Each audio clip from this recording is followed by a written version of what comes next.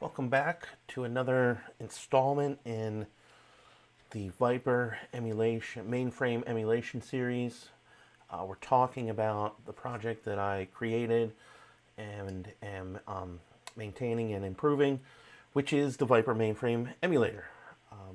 Just a quick recap. This is basically a COBOL to Python converter, so you can write mainframe compatible code, convert it to the Python, and it will execute as if it were executing on a mainframe itself. The reason for this is because we want to improve the quality of life of developers, get faster feedback. Writing code and executing code on a mainframe is slow. It's disjointed. It's the tools are not great. I've gone over that in my video 1, so check that out, and video 2. Video 1 and video 2 are really the setup here. This is video 4. So now I'm going over, how I'm converting it to Python. What is the Python doing? Why I made the decisions that I made, and putting the call out. If there's anybody out there that wants to contribute to this project, this repo, all help is appreciated. So let's talk about what we're going to talk about today, which is programs calling other programs. So let's pull up our editor, VS Code, and you can see here in the examples folder, I have tons and tons. As of the recording of this video, we have 86 different little recipes, that I'm using to test the code conversions from COBOL to Python. So if we look at 17, call function, this is going to call a program called hello w18, which is right here. This is the receive. So let's actually do this. We'll keep this open. We'll open up this one. We'll keep this open. And if we follow the COBOL code, we can see that we have a display here. So this is our unit testing, basically. We expect to see the message called module hello w18. What do we actually get? Well, we'll know that when we make the call to hello w18. We go over here, hello w18. And all of this is driven by the identification division, the program ID. This is the ultimate binary name, or in our case, the Python file name is based on the program ID. Because this is on a PC, we're able to have a file name for our source code that's longer than 8 characters. On a mainframe, it is limited to 8 characters. So that's why the program ID is different than our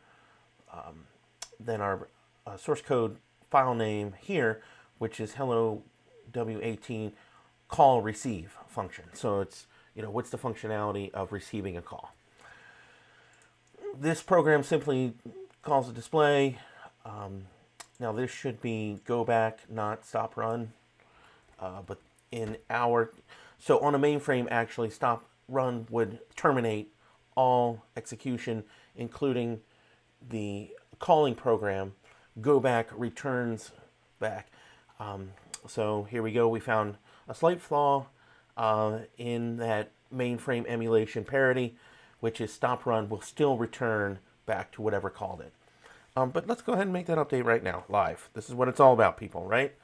So if we look at our Git, we can see, okay, we're going to update our Git repo. We're going to hold off on, doing a merge, or doing a push for right now, because we might find something else we want to change. So let's see where we go here. So we want 17 to call 18, and we want 18 to just say, hey, I've been called. And we want 17 to then get control back. So the first thing we're going to do is we're going to convert these two programs using the Cobra script, which will call the converter. So let's go ahead and Cobra hello world 17. We'll put that in the converted directory. also want to convert 18 since that will be called. Otherwise, we will get an error. Okay, so you can see we have our two Python files, hello W17, hello W18. Again, that's based on the program ID. Okay, let's go ahead and execute it. We execute using the strike script because our Cobra is now going to strike. Yes, it's all snakes all the time. And we will strike on 17, run that, and you can see our expected message is we've called module hello world 18, and our actual message is it worked. Great. Okay, this is obviously, again, not something that would be in production in this form, but this is a simple recipe to verify functionality. Let's go ahead and look at the code behind the code.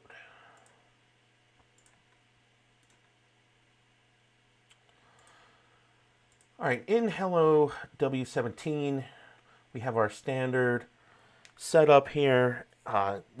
Some of this is explained in video 3, so go back and watch that for memory management, memory allocation of COBOL variables. I'm not going to get into that. What I am going to get into is where we actually make the call out. So here's our simple display statements. Talked about that in a previous video, so go watch those. Here's where the magic happens for the call. Since we know that all of our converted code creates a class with its 8-character identifier or program ID, and then the word class.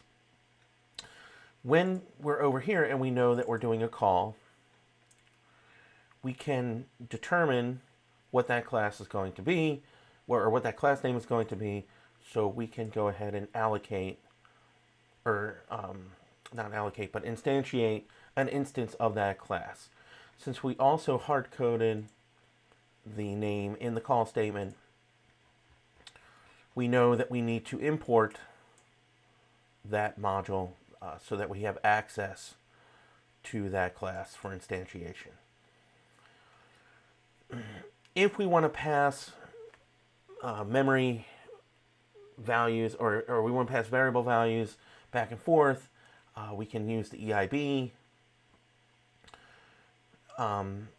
EIB is standard, so let's just assume that we know that right now. I'll go over this in a later video, but this is standard stuff within COBOL itself. So we can build a temporary memory area that can be shared between the two programs. If there are any arguments, we will determine those based on the module coming in or being called. In this case, we don't have any variables being passed through, any arguments that it's expecting. So this translate arguments, you can see it's translating nothing. Then we can say, oh, here's an error, see? So I'm going to have to fix that because you can't just pass nothing. But if there are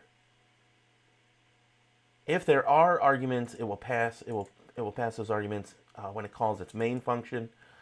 Every converted or every class has a main function.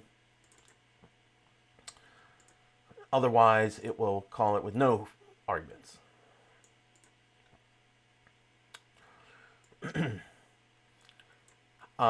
If the called program indicates to the caller, terminate immediately after this, then we terminate. So we can have communication back and forth because you can see it's passing in hello W17. It's passing itself to hello W18 as the caller so that we can have the two programs talking to each other for system level in this case, mainframe emulated system level behavior. I keep touching the keyboard. Once we come back, we might have some more system level information that we need. So we'll retrieve anything that maybe Hello World 18 did, and then we will evaluate any of the arguments that are returned. So we know this code is going to work. We just ran it. The reason is there are no arguments, so it's not going to call this invalid line of Python. So lucky for us, that's what's going to happen. And that's it. That's basically it. We instantiate an instance of the called programs class. We emulate some system level mainframe behavior by creating a shared memory area. We inspect the signature to see if there are any arguments. If there are some arguments, we'll make sure that they're translated properly so that we can pass the data back and forth. We will make the appropriate call with or without arguments. We will check upon return. Should we just terminate at this moment? No. Let's get any of the system level memory that was manipulated by the called program. Then let's evaluate any of the arguments that we passed through and deal with them appropriately. So let's look at this example. We're done with this. Let's close all these. Close all. Here's an example of passing with arguments. So you can see here we want to call Hello World 20 using this variable. And then we'll keep this open. 20 will receive that variable. And that in COBOL syntax, any arguments passed into a module are indicated with the using keyword and then the list comma delimited of the arguments being received. So in this case, there's only one. And any received variables have to be in a linkage section within the data division. So you have your working storage section. That's memory set aside just for that particular module. And then you have the linkage section, which is any memory that is set aside for sharing between two programs. In this case, it's not going to be shared the way that it works, but we still want to respect COBOL syntax and have a linkage section. So let's go ahead and look at this. Let's keep this open. So again, we'll call Cobra on R19, hello W19, put it into converted, and then we will call it on 20. Put that in converted, then we will strike 19.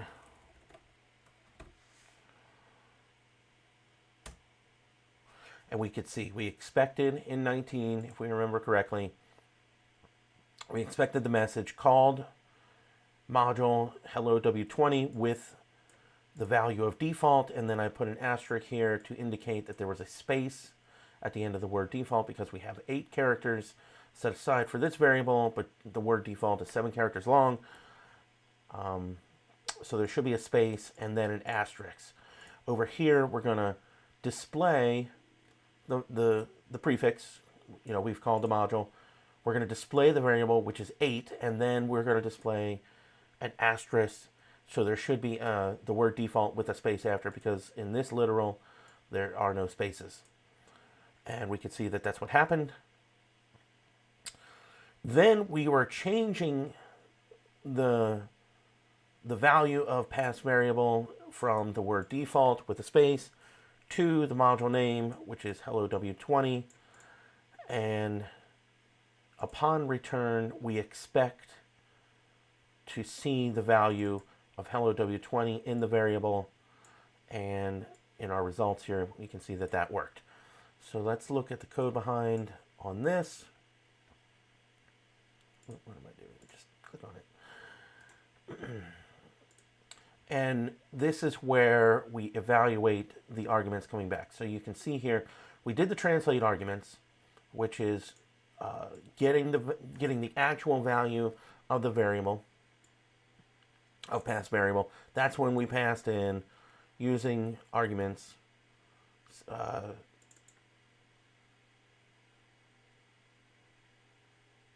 Using the arguments, we want to pass in the actual value so that it can be used by hello W20. And then upon return, we're checking all of the arguments here that are returned. So if we look at this, we can see this is hello W20. When we return, we know that there was one argument that came in. And let's go over this. So here's the list of arguments that are coming in, and we're setting past variable because that's what was on the using line with the actual value that was passed in under underscore argument 1, arg1. Since this was on the using line, this is also what's going to be returned, whatever's on the using line. And, this is the way COBOL works. So we're going to return a tuple with all of the variables on the using line. Upon return of the caller, to the caller, we will loop through the tuple, and in order of what we passed, we will set the value of whatever was returned. And it's that simple. So if let's do some live coding here. Let's say we wanted to pass another variable. So we'll call this var2. We'll give it a pick x2. We can put a value statement there, or we can use the move statement. Move xx to var2.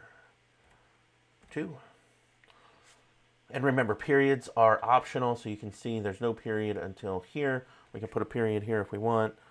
We can put a period there if we want.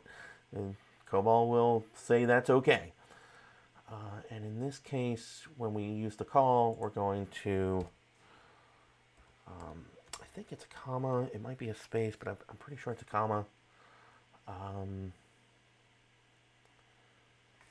We're going to find out, I guess. And then over here, we need to receive. So, and it doesn't have to be the same name. This can be anything we want. So this could be, garbage received. Can't type, but we know that it is a picx2 here. So these variable names don't have to be named the same, but we have to put them in the same order. Garbage received. Okay. And then let's check this. So we'll say move YY to garbage received here. Let's display garbage received just to show that it was XX first. We'll jump back over here. Oh, let's save this. We'll jump back over here and we will display garbage received. Garbage received. Nope. This one's called var2. See, you were trying to trick me there. I got you. All right, let's go ahead and convert. So we'll do that. We'll do that. And then let's see what happens. And it worked. So we passed in the XX. We received the YY. It's pretty much that simple.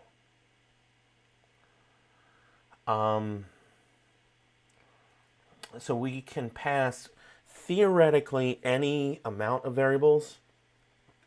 However, there's a 32,000 limit. Basically, was it 2 bytes, int limit on the amount of data that you can pass between two COBOL programs.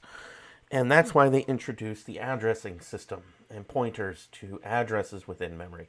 So you can actually share memory between COBOL programs by just passing the raw address between programs. So that's a little bit dangerous in my opinion. But remember, this is old school. This is like, if you remember old BASIC, this is peek and poke BASIC. You go right into literally any memory address and just start getting it and setting it. It's pretty wild stuff. But we're about at the 20-minute mark here, so let's call this a day. But this is how we can get modules talking to each other. Thanks for watching. Give me a like, give me a subscribe. Most importantly, give me some feedback. Leave a comment in the YouTube video here. Most importantly on that, contribute to the repo.